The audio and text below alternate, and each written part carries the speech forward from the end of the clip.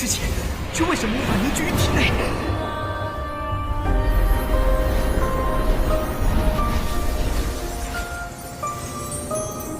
小娃娃，看来你需要帮助啊！你到底是谁？你一直藏在我的戒指里。我名为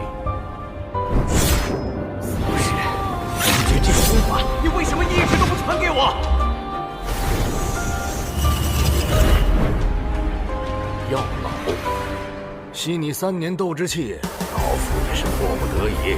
老家伙，你可知道你吸收我的斗之气，给我带来了多少屈辱吗？小娃娃，你想变强吗？想受到别人的尊崇吗？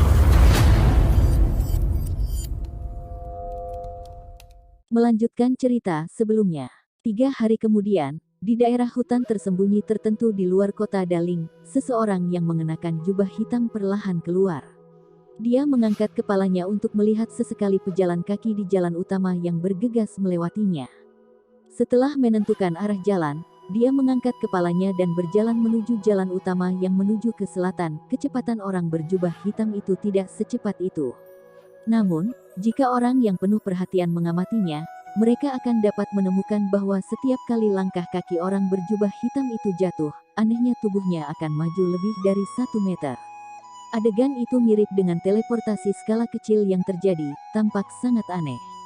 Orang berjubah hitam yang keluar dari hutan secara alami dan tidak diragukan lagi Xiao Yan yang bersembunyi di dalamnya untuk memperbaiki pil obat yang dia butuhkan.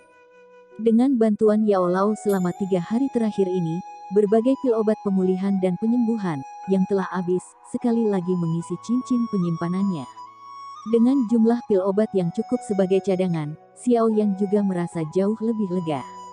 Di benua Doki ini, orang macam apa yang akan meninggalkan rumah mereka untuk bertualang tanpa menyiapkan pil obat restoratif ini? Bagaimanapun, hal-hal ini digunakan untuk menyelamatkan nyawa. Jalan ini mengarah langsung ke perbatasan. Namun, ada 3 benteng militer penting di sepanjang jalan. Kita tidak perlu takut pada para gubernur dari 2 benteng pertama, tapi 30.000 tentara yang kuat dikatakan ditempatkan di benteng terakhir. Selain itu, wakil komandan di sana adalah mantan penatua dari Mystic Cloud Sect. Dari apa yang dikatakan orang-orang di rumah lelang primer, tampaknya dia dipanggil Meng Li. Kekuatannya ada di kelas Dowling. Karena perintah buronan Mystic Cloud Sekte telah mencapai kota Daling, saya pikir mantan penatua Mystic Cloud Sekte ini seharusnya juga menerimanya sekarang. Xiao Yan dengan lembut berjalan dengan kecepatan yang tidak cepat atau lambat, sementara tubuhnya anehnya berkedip di jalan utama.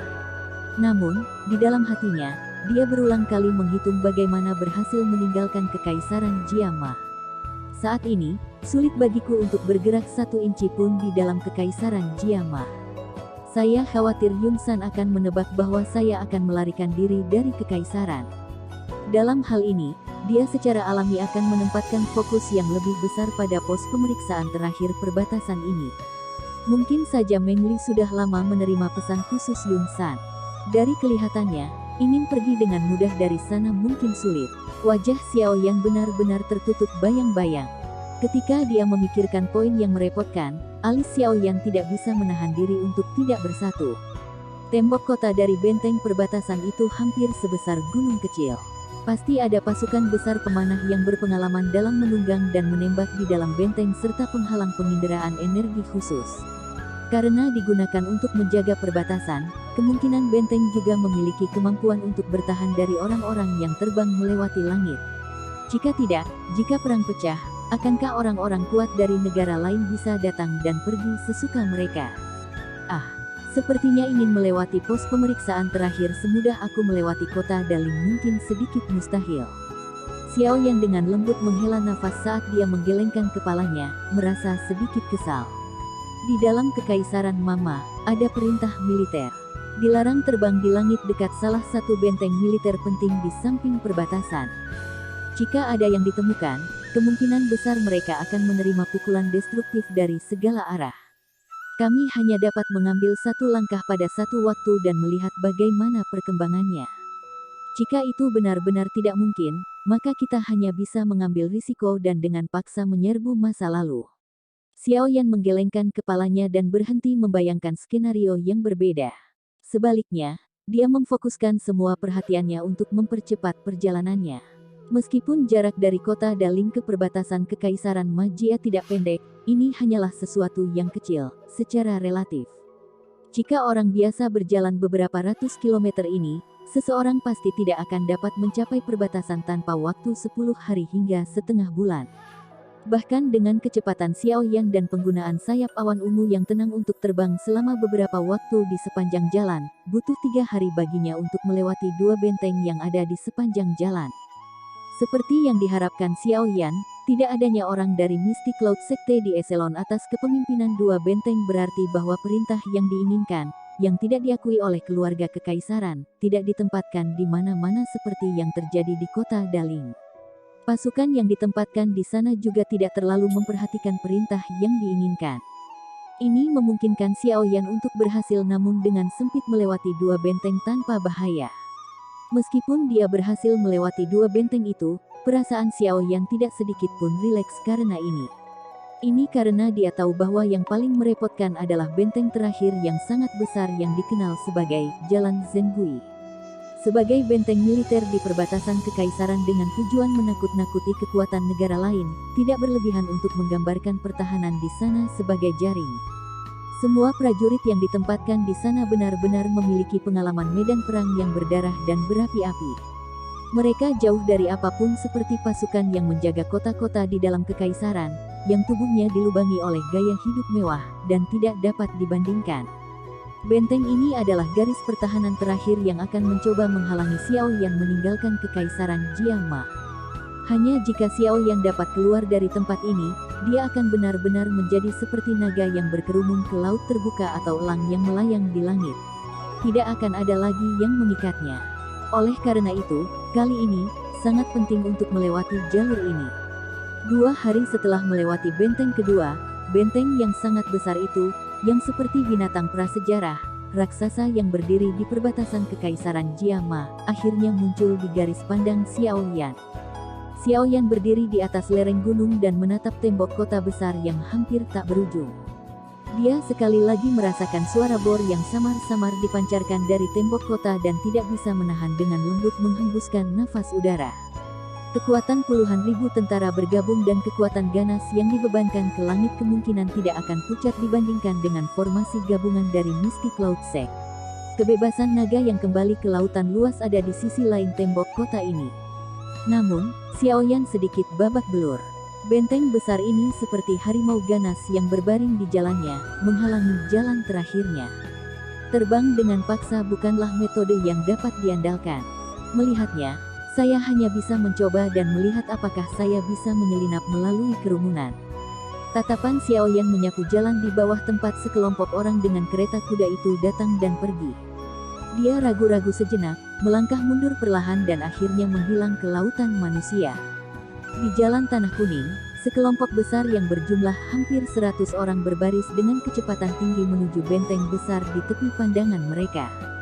Sepanjang jalan, mereka membawa kutukan yang dibebankan ke langit. Dari pakaian terpadu yang dikenakan kelompok orang ini, nampaknya mereka adalah milik perusahaan tentara bayaran. Memiliki 100 orang di perusahaan tentara bayaran berarti itu bisa dianggap menengah di dalam kekaisaran Jiangma. Karena Zengui pas dekat dengan perbatasan, suasana kacau di sini sangat disukai oleh perusahaan tentara bayaran tertentu. Mereka tidak suka mengambil rute aman untuk berburu magical beast dan mendapatkan uang. Sebaliknya, mereka senang menjadi perusahaan tentara bayaran perang legendaris. Dengan kata lain, itu untuk membantu pihak tertentu dalam perang dan menuai imbalan besar atas bantuan mereka darinya. Meskipun hadiah semacam ini sangat luar biasa, tingkat bahayanya juga sangat tinggi. Bagaimanapun, di medan perang penggiling daging semacam itu, beberapa ratus pasukan terbunuh jika mereka tidak waspada bukanlah sesuatu yang unik. Jika seseorang berjalan beberapa ratus kilometer ke timur benteng dan melewati beberapa negara atau suku kecil, seseorang akan dapat memasuki wilayah khusus yang terkenal di seluruh benua sebagai wilayah sudut hitam. Di sini, karena geografi yang khusus, itu hampir menjadi wilayah paling kacau di seluruh benua. Orang kuat yang tak terhitung jumlahnya dari semua negara akan melarikan diri ke sana dan membangun aturan paling barbar. Selain itu, selain manusia, ada banyak ras lain di wilayah ini. Bisa disebut benua miniatur dengan keragamannya. Tidak ada hukum yang mengikat siapapun di dalam wilayah sudut hitam. Ada satu aturan, hukum rimba. Dengan kata lain, itu berarti yang lemah adalah mangsa bagi yang kuat untuk dikonsumsi. Yang lemah tidak punya hak di tempat seperti itu. Ini adalah wilayah yang sangat sederhana. Selama Anda mau, tidak akan ada orang yang menghentikan Anda bahkan jika Anda memutuskan untuk memperkosa seorang wanita di jalan secara terbuka. Tentu saja, prasyarat untuk ini adalah Anda lebih baik memilih pihak yang Anda perkosaan dengan benar. Jika tidak, nasib Anda mungkin relatif sengsara. Dalam wilayah sudut hitam, seorang wanita kadang-kadang bahkan lebih menakutkan daripada pria. Hanya ada satu alasan untuk ini. Mereka berhasil bertahan di tempat ini. Selain itu, wilayah sudut hitam juga bisa disebut sebagai titik pertukaran informasi di dalam benua. Sejumlah besar informasi mengalir keluar dari tempat ini setiap hari. Setelah itu, akan ada banyak sekali informasi yang mengalir dari dunia luar ke dalamnya. Terus terang saja, jika Anda ingin terkenal dan ingin terkenal di seluruh benua, wilayah sudut hitam bisa memberi Anda jalan pintas tercepat. Tentu saja, prasyaratnya adalah Anda harus memiliki kekuatan dan modal yang cukup. Jika tidak, hidup Anda akan hilang bahkan sebelum nama Anda bisa meninggalkan tempat ini. Sebagai wilayah kacau yang terkenal di seluruh benua, wilayah sudut hitam juga cocok dengan reputasi ini. Setiap hari, akan ada orang kuat yang sekarat dan setiap hari, akan ada orang kuat yang berkerumun dari luar. Wilayah ini dipenuhi dengan kematian, tetapi juga dipenuhi dengan tantangan dan godaan. Di tempat seperti ini, hal-hal yang sulit dilihat seseorang di dunia luar, seperti metode ki kelas tinggi, teknik do dan berbagai macam armor magis, kuali obat, bahan obat, obat tingkat tinggi, dapat menyebabkan orang untuk melihat sampai mata mereka linglung. Selain itu, dikabarkan bahwa metode ki kelas telah muncul 2 kali di dalam rumah lelang di wilayah sudut hitam. Tentu saja, jika seseorang ingin mendapatkan semua ini, dia harus membayar harganya. Harga ini mungkin dalam bentuk koin emas atau mungkin pertukaran menggunakan barang lain. Singkatnya, pasti tidak akan ada sesuatu seperti kue yang jatuh dari surga di dalam wilayah sudut hitam. Mencintai kekacauan dan condong ke kegelapan tampaknya menjadi faktor tersembunyi di dalam umat manusia.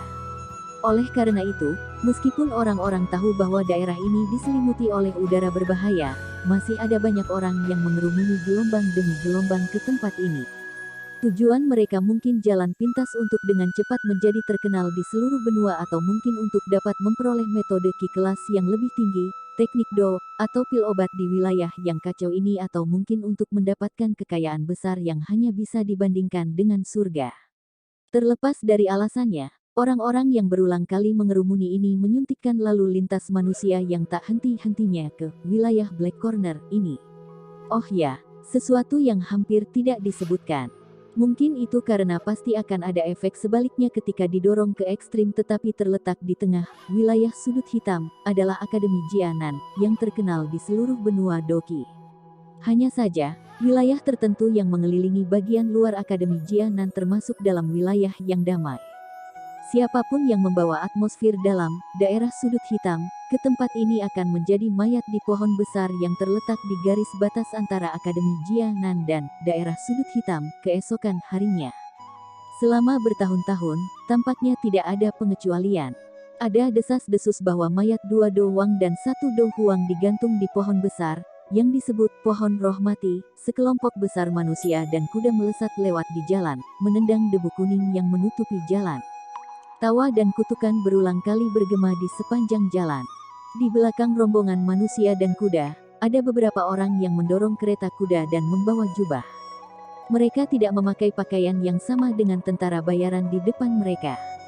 Ini karena mereka hanyalah beberapa pelayan yang bertanggung jawab untuk mencuci pakaian, menyiapkan makanan, dan membangun tenda di dalam mercenary company. Di antara kelompok pelayan ini, yang wajahnya tertutup debu, seseorang mendorong gerobak dengan topi patah di kepalanya tiba-tiba mendongak. Selain sepasang mata berwarna hitam yang terlihat jelas, Sisa wajahnya yang tertutup debu hampir seluruhnya tersembunyi di bawah tanah kuning. Sekilas, dia tidak terlihat berbeda dari para budak dengan ekspresi kayu di sampingnya. Memang layak disebut benteng yang menjaga perbatasan. Ukuran ini benar-benar menyebabkan seseorang menyusu lidahnya. Jauh dari kota-kota di dalam kekaisaran Jiama yang bisa dibandingkan.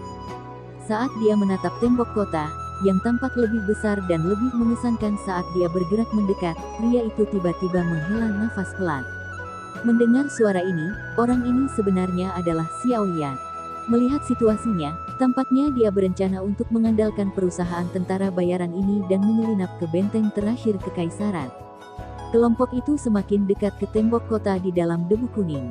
Ketika mereka berada beberapa ratus meter dari gerbang kota yang sangat besar, Xiao Yan memipitkan matanya dan memperhatikan langit di atas tembok kota. Tampaknya ada fluktuasi energi yang samar, tak berbentuk, di sana. Memang ada sensor energi. Untung saya tidak mencoba terbang dengan paksa. Kalau tidak, sensor energi tak terlihat itu mungkin langsung mengekspos saya. Dengan peralatan panah otomatis yang dimiliki oleh benteng militer semacam ini, saya kemungkinan akan menjadi target mereka untuk ditembak dengan liar jika saya ketahuan. Xiao Yan sedikit mengernyit. Jika dia meminjam kekuatan Yao Lao, busur biasa akan kesulitan melukainya. Namun, peralatan logam langka semacam ini yang dibuat secara khusus akan membuatnya sangat ketakutan jika dia terjebak dalam posisi yang tidak siap. Bagaimanapun, energi Yao Lao hanya bisa memungkinkan Xiao Yan untuk melepaskan kekuatan, tetapi itu tidak akan menyebabkan tubuhnya diperkuat ke titik di mana ia bisa bertarung langsung dengan panah otomatis. Selain itu, sebagai kerajaan besar, sulit bagi seseorang untuk percaya bahwa tidak ada apapun di benteng ini yang dapat menangani orang kuat kelas tinggi. Xiao Yan telah mendengar tentang apa yang disebut Air Splitting Tricontinuous Crossbows, God Firebow, Soul Piercing Arrow, DO. Hanya saja peralatan misterius semacam ini terlalu sulit untuk dibuat. Oleh karena itu, hanya ada sejumlah kecil unit yang dilengkapi dengan mereka dan Xiao Yan tidak pernah memiliki kesempatan untuk merasakan kekuatan mereka secara pribadi. Saat jaraknya ke gerbang kota semakin dekat, tatapan Xiao Yan juga mendarat di gerbang kota yang menjulang tinggi itu. Ketika dia melihat pertahanan gerbang kota, yang bisa dianggap sangat diperkuat, alisnya bertaut erat. Ketika dia berada sekitar 100 meter dari tembok kota, sekelompok besar pria dan kuda yang bergerak cepat akhirnya berhenti dengan lambat. Dua pria berjalan keluar dari depan kerumunan tentara bayaran. Setelah itu, mereka melambai dan memimpin rombongan menuju gerbang kota. Kedua pria itu tampaknya adalah pemimpin perusahaan tentara bayaran. Melihat cara mereka berdua tersenyum saat mereka bercakap-cakap dengan para penjaga, nampaknya mereka cukup akrab satu sama lain. Sepertinya ini bukan pertama kalinya mereka datang ke Zengui Pass. Mereka berdua bercakap-cakap dengan para penjaga untuk waktu yang lama sebelum tangan para penjaga yang berwajah dingin itu bergerak sedikit, seolah-olah ada sesuatu yang telah didorong ke tangannya dari pemimpin kompi tentara bayaran. Baru kemudian yang terakhir ragu sedikit sebelum mengangguk. Dia menunjukkan isyarat tangan kepada orang-orang di belakangnya. Barikade dan hal lain di belakangnya disingkirkan. Melihat para penjaga benar-benar tidak menggeledah perusahaan, Xiao Yan tidak dapat menahan nafas lega. Tubuhnya yang tegang juga menjadi jauh lebih rileks. Tangannya yang berkeringat menggenggam pegangan gerobak dengan erat saat ia buru-buru menundukkan kepala, mendorong gerobak dan mengikuti rombongan saat mereka berjalan menuju terowongan di bawah gerbang kota. Tepat ketika kelompok itu hendak memasuki terowongan gerbang kota, bagaimanapun, teriakan dingin dan keras tiba-tiba terdengar, membuat takut kelompok di depan sampai mereka buru-buru berhenti. Siapa orang yang membiarkan mereka memasuki kota dengan sembarangan? Saat teriakan terdengar, suara dari banyak baju besi yang bertabrakan tiba-tiba bergema dari pintu masuk kota yang gelap dan hitam. Sesaat kemudian, puluhan tentara elit yang bersenjata lengkap memegang tombak panjang di tangan mereka dan memblokir gerbang kota. Seorang pria muda dengan wajah gelap dan serius perlahan berjalan keluar dan melirik kompi tentara bayaran dengan cara yang gelap dan dingin. Ini adalah Tuan Muda Mengla. Aku sudah beberapa bulan tidak melihatmu, tapi penampilanmu menjadi semakin kuat. Melihat perusahaannya diblokir, pemimpin perusahaan dari perusahaan tentara bayaran buru-buru keluar. Ketika dia melihat pemuda berwajah gelap dan berwajah serius itu, sebuah senyuman dengan cepat terungkap di wajahnya saat dia berbicara dengan sikap menjilat. "Banu, cukup omong kosongmu. Di masa lalu, membiarkan Anda lewat bukanlah masalah besar, tetapi hari ini, saya tidak dapat mengizinkan Anda melakukannya. Ayah berkata bahwa siapapun yang ingin memasuki Zengui Pass harus menjalani pemeriksaan ketat." Pemuda itu tertawa dingin. Segera, dia mengeluarkan selembar kertas pengumuman berwarna putih dan melemparkannya ke penjaga. Dia berkata dengan cara yang jahat, "Pergi dan cari mereka satu kali. Bunuh siapa saja yang terlihat seperti orang di gambar di tempat." Petik 2. Penjaga itu dengan hati-hati menerima kertas pengumuman, dan tersenyum tanpa daya ke arah pemimpin perusahaan yang disebut Banu. Setelah itu, dia melambaikan tangannya dan hampir 100 penjaga di gerbang kota mengangkat tombak panjang di tangan mereka, dan mulai menggeledah perusahaan. Ini buruk. Xiaoyan diam-diam mengutuk dirinya sendiri ketika pemuda itu muncul sebelumnya. Tanpa diduga, semuanya benar-benar seperti yang dia bayangkan. Perintah buronan mistik Laut Sekte telah dikirim ke perbatasan kekaisaran. Para penjaga datang mencari satu persatu dari depan kompi. Mereka menahan gambar tersebut dan membandingkannya untuk waktu yang lama sebelum membiarkannya lewat. Meskipun tentara bayaran ini agak kesal dengan tindakan mereka tidak berani berperilaku kejam di sini. Mereka tahu betul bahwa jika mereka membuat marah pemuda ini, perusahaan tentara bayaran mereka kemungkinan besar tidak akan bisa meninggalkan kota. Jika puluhan ribu tentara itu menyerang mereka, bahkan Do Wang yang kuat pun harus berlindung sementara.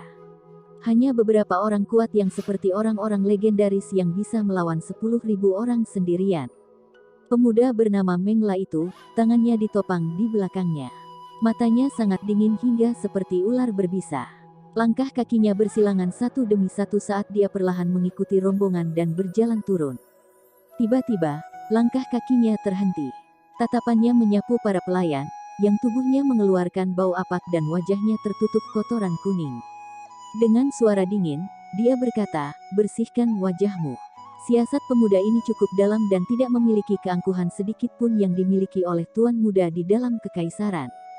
Melihat bahwa Meng La sebenarnya tidak peduli dengan statusnya sendiri dan langsung datang ke sisi pelayan berstatus rendah ini, Xiaoyan tidak bisa menahan cemberut.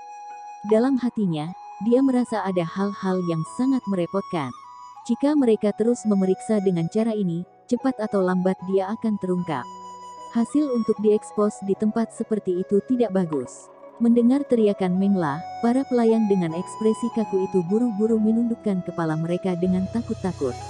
Setelah itu, mereka menggunakan lengan baju mereka dan dengan cepat menghapus kotoran kuning yang menutupi wajah mereka. Tatapan gelap dan dingin Meng La perlahan menyapu wajah para pelayan itu. Sesaat kemudian, dia menggelengkan kepalanya karena kecewa. Dia baru saja akan menarik pandangannya, ketika matanya tiba-tiba diam. Dia sedikit memiringkan kepalanya dan menatap pelayan berjubah abu-abu di belakang sekelompok orang. Dengan suara dingin, dia berkata, "Kamu, angkat kepalamu." Setelah mendengar teriakannya, orang-orang di sekitar gerbang kota melemparkan tatapan mereka. Para tentara bayaran juga mengalihkan tatapan tertegun mereka ke arah pelayan berstatus rendah ini. Pelayan berjubah abu-abu itu menghela nafas lembut, dan hanya bisa mengangkat kepalanya. Wajah yang wajahnya ditutupi oleh tanah kuning menampakkan sepasang pupil hitam yang acuh tak acuh seperti malam. Tatapan Meng La bersentuhan dengan pupil hitam gelap itu. Dia awalnya terkejut. Mata berwarna hitam yang tergambar di dalam gambar itu muncul di benaknya dengan cara seperti kilat. Ekspresinya segera berubah. Pertarungan sampai mati di medan perang selama bertahun-tahun telah memberinya akal sehat. Oleh karena itu, sebagai refleks bersyarat, jari-jarinya menyentuh tanah dan tubuhnya melesat ke belakang. Sementara tubuhnya melesat ke belakang, suara tajam menusuk telinga berteriak dari tenggorokannya, "Tangkap dia." Dia adalah Xiaoyan. Petik 2. Reaksinya mungkin sangat tajam, tetapi kekuatannya hanya ada di kelas dosi. Karena itu, ketika tubuhnya baru saja mundur, Xiaoyan tertawa dingin. Tubuhnya bergoyang sedikit dan menyusul Meng La dengan cara seperti hantu. Tangannya seperti cakar elang yang ditembakkan secara eksplosif dengan kecepatan seperti kilat dan dengan keras menghantam dada yang terakhir. Segera, seteguk darah segar dimuntahkan dari tenggorokan Meng La. Wajahnya berubah pucat pasi.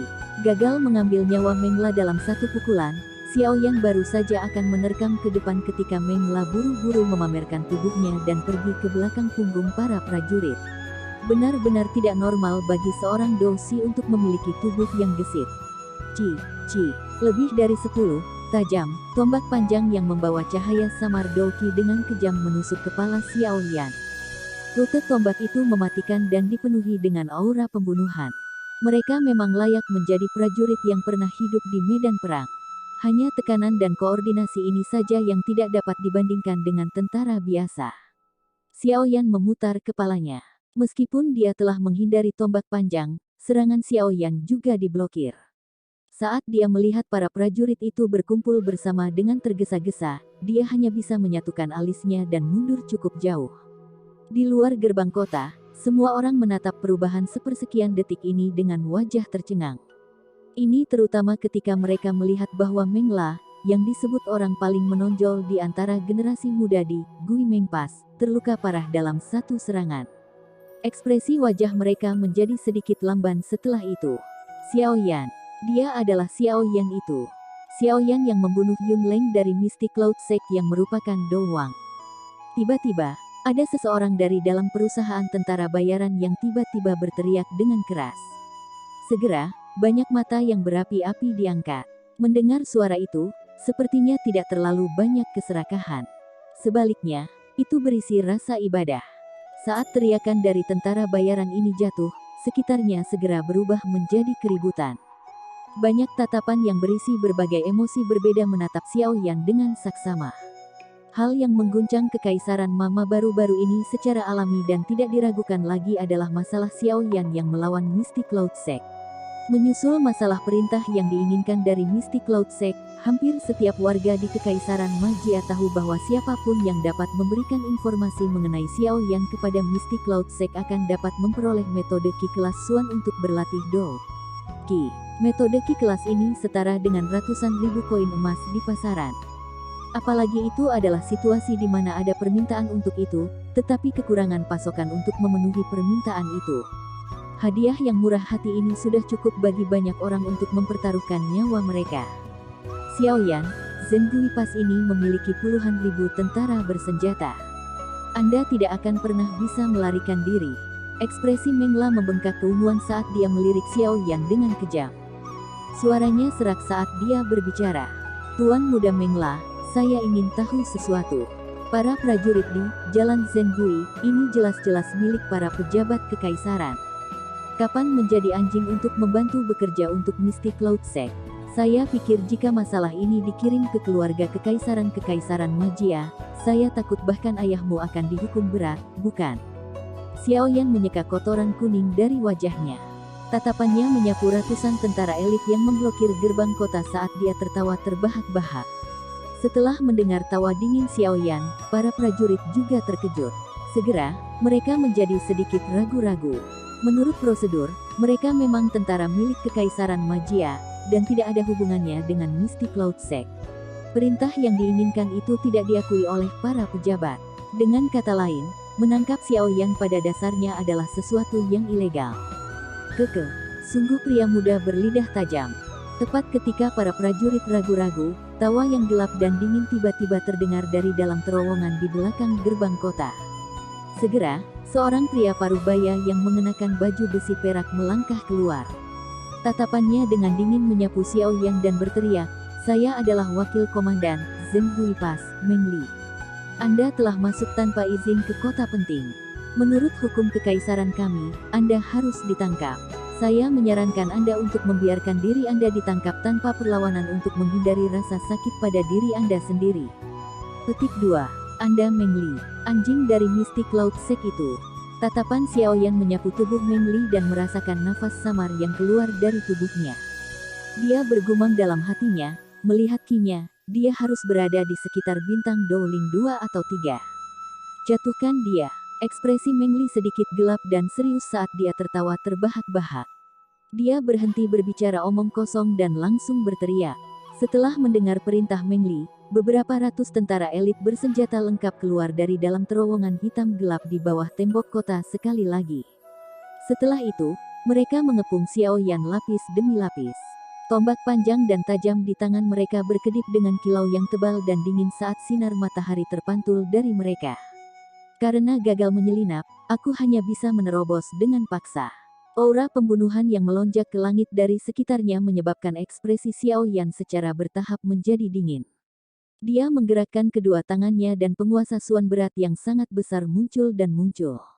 Dia melambai penggaris yang berat dan itu membuat suara angin, hu-hu. Membunuh. Saat dia menatap Xiao Yan, yang telah menarik senjatanya, Meng Li tertawa dingin. Beberapa hari yang lalu, dia telah menerima pesan Yun San.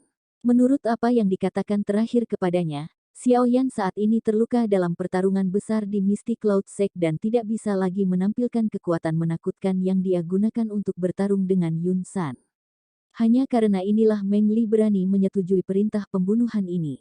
Jika tidak, bahkan jika dia diberi beberapa tingkat keberanian lagi, dia tidak akan berani memblokir Xiao Yan, bahkan dalam kondisi prima. Bagaimanapun, orang kuat yang bisa bertarung dengan Dou Zong bukanlah seseorang yang bisa ditahan bahkan dengan menggunakan semua prajurit di dalam benteng ini. Semuanya berhenti. Saat para prajurit itu, yang seluruh tubuhnya dipenuhi dengan aura berdarah, hendak memulai serangan untuk membunuh, teriakan keras tiba-tiba terdengar meledak-ledak. Segera, bayangan turun dari langit seperti pagoda besi dan menghantam tanah dengan keras. Dia mengguncang seluruh tanah sampai bergoyang. Tatapannya menyapu sekelilingnya dan akhirnya berhenti di tubuh Meng Li. Dia tertawa dingin, Meng Li, Silver Armor Army, saya bukanlah orang-orang di bawah Misty Cloud Sect. Jika Anda ingin menjilat Misty Cloud Sect, ambil tindakan sendiri. Jangan berkhayal bahwa Anda dapat menggunakan orang-orang saya untuk bertindak sebagai batu loncatan bagi diri Anda sendiri. Petik 2. Muti, kamu, melihat kekar, pria besar yang muncul. Ekspresi Meng Li segera menjadi hijau saat dia dengan marah berteriak. Huff, Silver Armor Army, mundur. Mengabaikannya, pria kekar yang disebut Muti berbalik, dan menangis ke arah prajurit elit yang telah mengepung Xiao Yan di tengah-tengah mereka. Ya, Tuan Komandan. Para prajurit itu tidak ragu sedikit pun ketika mereka mendengar perintahnya. Mereka mengeluarkan suara, sua, dan menyimpan tombak mereka. Suara mereka begitu teratur sehingga tidak ada gaung sedikit pun. Mereka kemudian diam-diam mundur ke dalam terowongan gerbang kota dan tidak bergerak, seperti tiang kayu. Melihat aksi para prajurit ini, jelas bahwa orang bernama Muti ini memiliki reputasi yang jauh melebihi Meng Li. Kamu dipanggil Xiao Yan, kan? Haha, anak kecil, kamu memiliki keberanian. Selama bertahun-tahun, Anda adalah orang pertama yang mempermalukan Mystical Sect dengan cara seperti itu. Jika saya tidak didikte oleh status saya akan mengundang Anda untuk minum-minum dengan saya. Pria besar, yang seperti pagoda besi, tertawa keras ke arah Xiao Yan.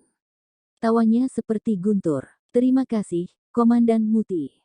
Situasi, yang tiba-tiba berubah menjadi lebih baik, menyebabkan Xiao Yan terkejut. Ketika dia melihat wajah Muti tampaknya tidak memiliki niat jahat, dia segera tersenyum dan menjawab dengan sopan. Kamu tidak perlu berterima kasih padaku. Ini hanya dalam lingkup pekerjaan saya. Jika perintah buronan Misty Cloud Sekte dikenali oleh para pejabat, maka dan hanya setelah itu saya dapat menangkap Anda. Namun, itu beruntung, Muti melambaikan tangannya.